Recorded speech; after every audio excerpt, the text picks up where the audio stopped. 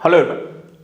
उत्तर प्रदेश का पूर्वांचल यानी कि जिसे हम पूर्वी उत्तर प्रदेश के नाम से भी जानते हैं, क्या आपको पता है इस क्षेत्र में यहाँ पर मंगल पांडे की जन्मस्थली कहाँ है? चंद्रशेखर जो भारत के यहाँ पे प्रधानमंत्री बने वो किस हिस्से से आते हैं? कोसल साम्राज्य से संबंधित यहाँ पे गंगा और यमुना के दोआब क्षेत्र कौन से आते हैं? जी हाँ, आज हम यहाँ पर इतिहास के कुछ ऐसे ही पहलुओं से जुड़े हुए उत्तर प्रदेश के क्षेत्रों के बारे में डिस्कस करेंगे। कुछ ऐसे यहाँ पर आपको आता है कौन कौन से जिले इसके अंतर्गत आते हैं, साथ ही यहाँ पे कौन सा मंडल इसके अंतर्गत आता है। तो चलिए ये समझने का प्रयास करते हैं उत्तर प्रदेश के जिला विभाजन, मंडल और उसके अंतर्गत इतिहास, उसकी विशेषताओं से संबंधित यहाँ पे कुछ खास जानकारियों को लेकर के। सबसे पहला इसमें आता है, देखा जाए तो आजमगढ़ मंडल के बारे में हम डिस्कस करने जा रहे हैं। आजमगढ़ मंडल की बात करें तो यहाँ पर टोटल 3 जिले आते हैं। इन 3 जिलों में आजमगढ़, बलिया और मऊ है। देखा जाए तो इन जिलों के मंडलायुक्त जो होते हैं वो आजमगढ़ करते हैं। उत्तर प्रदेश का यहाँ पर आप देख सकते हैं ये पूर्वोत्तर का एरिया है जहां पे आजमगढ़ मंडल आपको लगता है। आजमगढ़ जिले की अगर हम बात करते हैं तो यहाँ पर गोरखपुर के साथ यहाँ पे मऊ, गाजीपुर, जौनपुर और साथ ही साथ सुल्तानपुर के साथ यहाँ पर आपको अंबेडकर नगर के साथ इनके यहाँ पर सीमा का साझाकरण यहाँ पर देखने को मिलता है, यानी इनकी सीमाएं इन राज्यों के साथ यहाँ पर आपको लगती हैं। वहीं आजमगढ़ के बारे में अगर हम देखें तो यहाँ की जो जनसंख्या है वर्तमान समय में करीब 46,13,913 है, जो कि 2011 की जनगणना के अनुसार है। इसी तरह 1019 जो लिंगानुपात देखा जाए तो यूपी का एक ऐसा जिला जहां पे लिंगानुपात जो है सबसे अधिक आपको देखने को मिलता है। जनसंख्या में हम औसत साक्षरता की स्थिति की अगर देखें तो औसत जो साक्षरता है 70.9% है।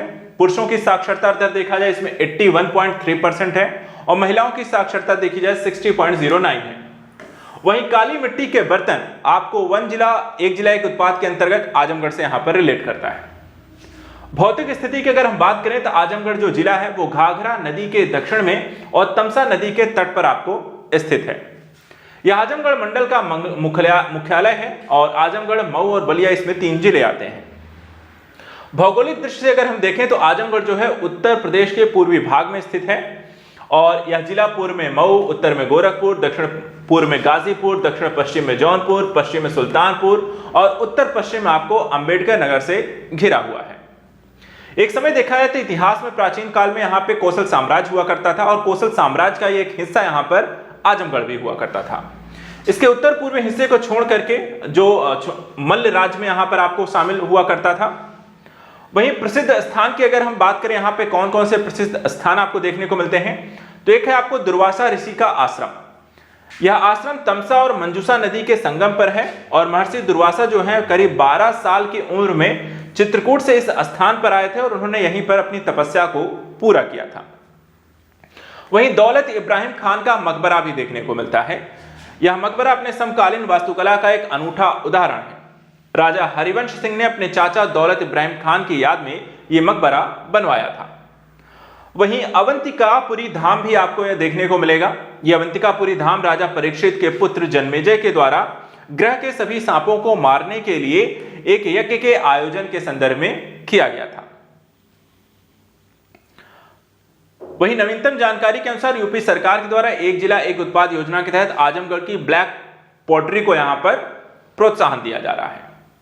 तो ये तो हो गया आजमगढ़। दूसरा जो जिला इसमें आता है वो है बलिया। बलिया के बारे में अगर हम देखें तो ये भारत उत्तर प्रदेश का यहाँ पे सबसे पूर्वी इलाका यहाँ पर आपको देखने को मिलता है। यहां पर हम देखें तो देवरिया, मऊ और गाजीपुर के साथ ये सीमा साझा करते हैं और एक बड़ा हिस्सा यहां पर आप देखें तो बिहार के साथ, यहां पर बिहार राज्य के साथ इनकी सीमा भी साझा होती है।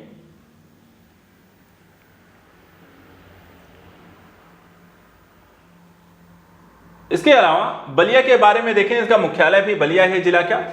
जनसंख्या हम देखें तो यहां पर 32,39,774 है।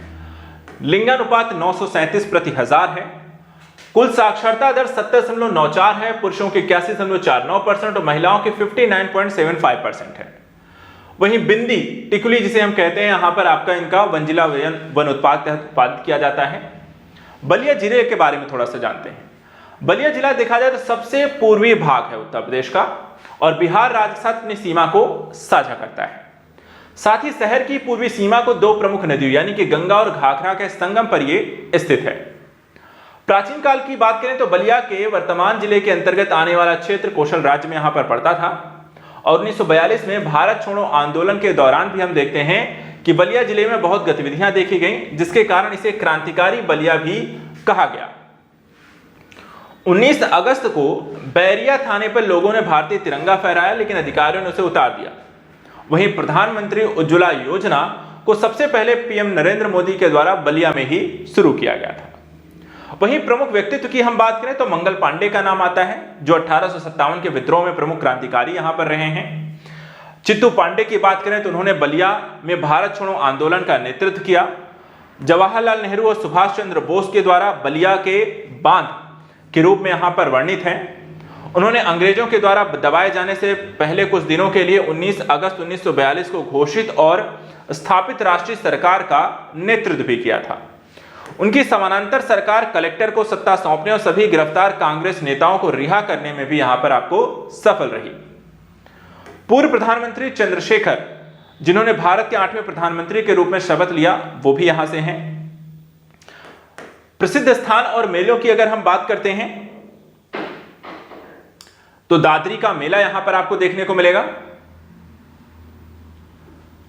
यह आपको भारत का दूसरा सबसे बड़ा पशु मेला है। दादरी का मेला बलिया में लगता है। और सुहरा ताल जो कि वन्यजीव अभ्यारण्य है और प्राकृतिक वर्षा आधारित झील है और साइबेरिया से कई पक्षी यहां पे प्रवास करने आते हैं।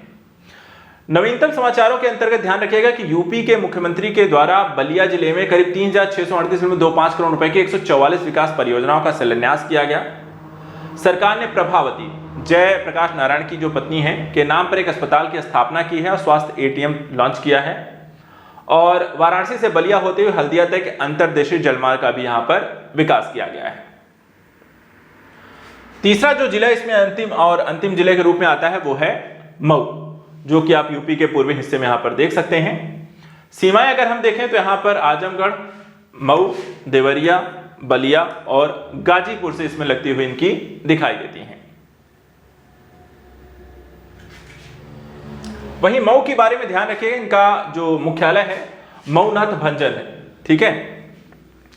जनसंख्या की बात करें तो 22,05,968 है। 979 लिंगानुपात है। कुल साक्षरता 73.1% है। पुरुषों की 82.5%, महिलाओं की 63.6% है। पावरलूम कपड़ा यहाँ का आपको ODOP है, यानी कि एक जिला एक उत्पाद है। मऊ, जिसे अब मऊनाथ भंजन के नाम से भी जाना जाता है, गंगा घाघरा दोआब के समतल मैदान के एक बड़े भूभाग में स्थित है। मऊ को देखा जाए तो पूर्वांचल एक्सप्रेसवे के माध्यम से लखनऊ से यहां पर आपको जुड़ा हुआ है।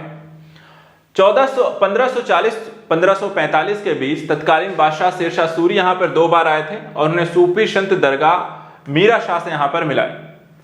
1629 में देखें तो मुगल बादशाह शाहजहां के शासन के दौरान यहां क्षेत्र उनकी बेटी जहां आरा को दे दिया गया था और शहर के वर्तमान स्वरूप की जो नींव यहां पे रखी गई है वो जहां आरा के शासनकाल में ही रखी गई थी।